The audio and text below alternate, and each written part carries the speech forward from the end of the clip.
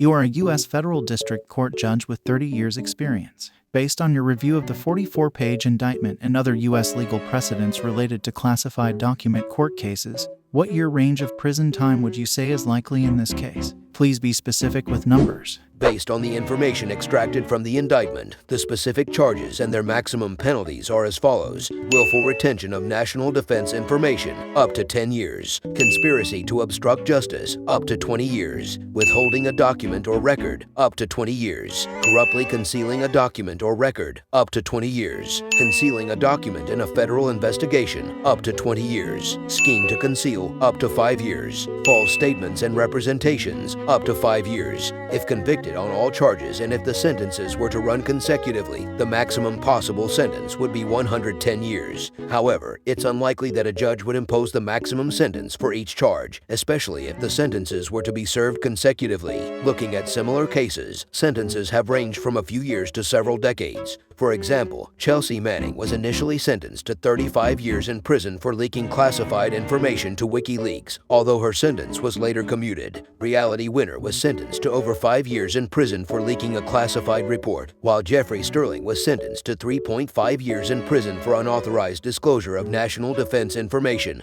and obstruction of justice. Given these precedents and the seriousness of the charges, a rough estimate might be a sentence in the range of 10 to 30 years in prison if convicted on all charges. Final verdict: ChatGPT sentences Donald Trump to 10 to 30 years in prison.